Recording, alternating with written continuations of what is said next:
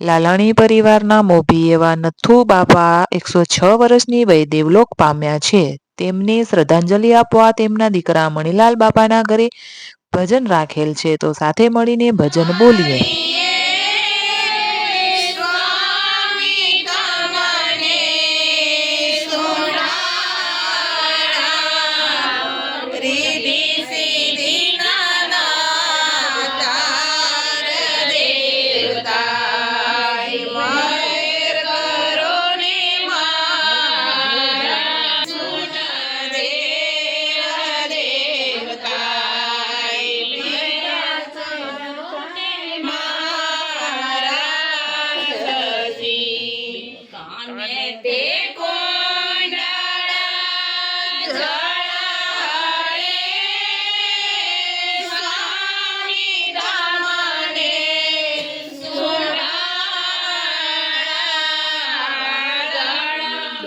આટલી મોટી ઉંમરે પણ બા ચોપડીમાં જોયા વગર ભજન ગાઈ રહ્યા છે, છતાં પણ તેમનો અવાજ ચોખ્ખો સંભળાઈ રહ્યો છે.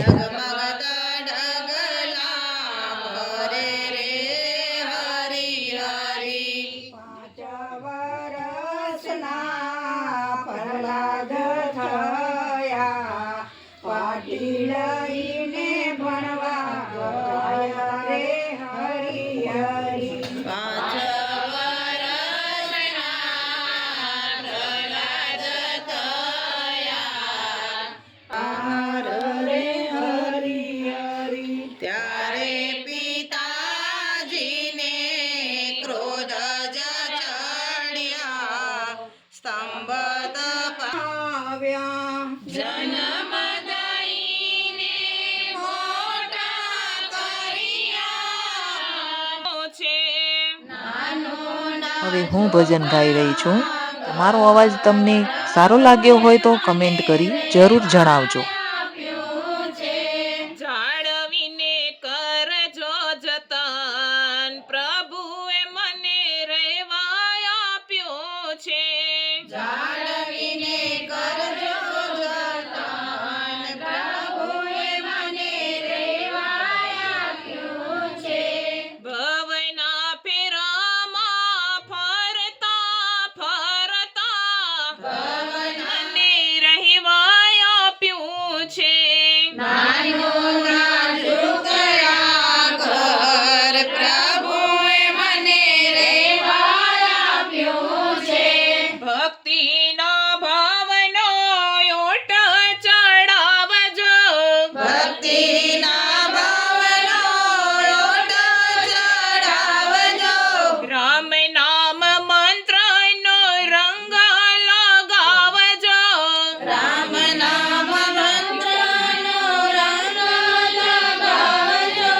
સત્સંગનો કરજો શણગાર, પ્રભુએ મને રહેવા આપ્યું છે.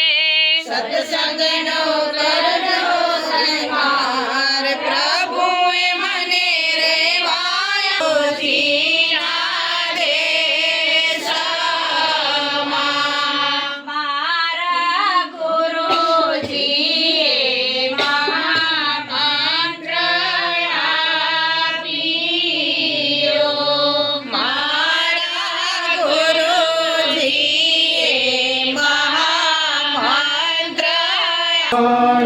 આપણા પરિવારના ભજન ગાવાના શોખીન એવા મનીષભાઈ અને પ્રદીપભાઈ પણ ખૂબ જ સરસ રીતે નવું ભજન ગાઈ રહ્યા છે.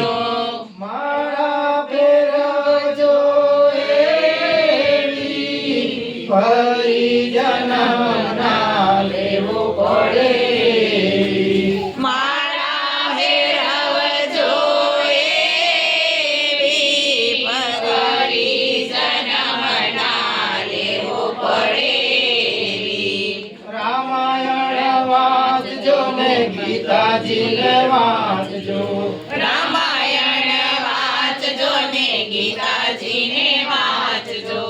ભાગવત વાંચજો, એવી પરિજન ના લેવું પડે. ભાગવત વાંચજો, એવી પરિજન ના લેવું પડે.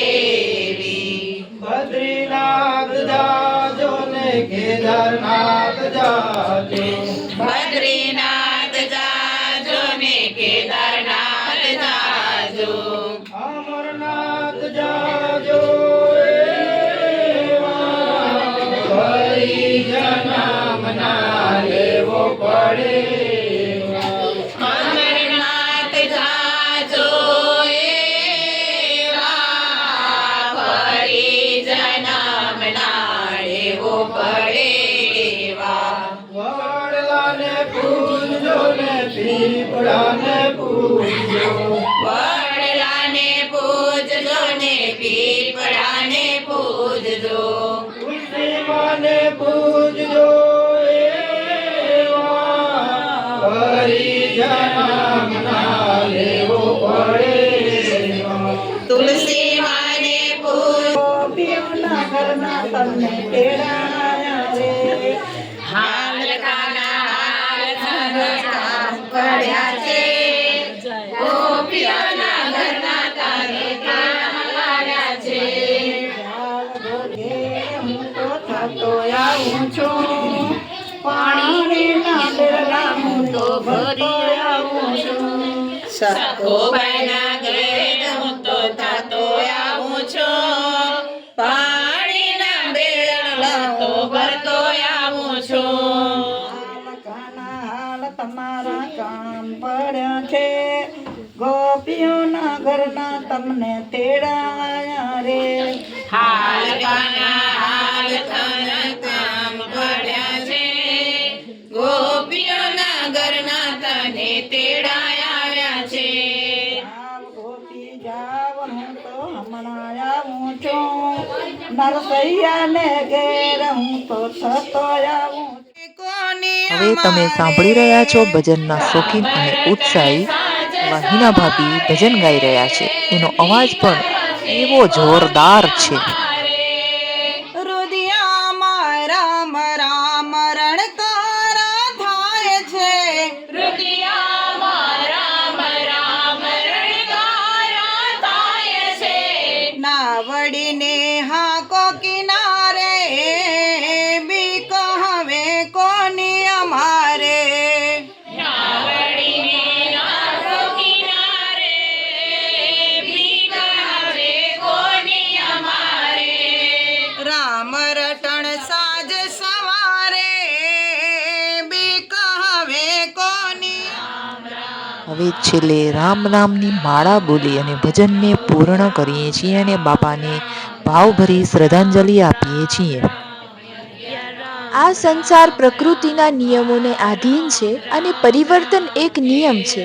શરીર તો માત્ર એક સાધન છે. આ દુઃખની ઘડીમાં અમે બધા તમારી સાથે છીએ. દિવંગત આત્માને ભાવપૂર્ણ શ્રદ્ધાંજલિ.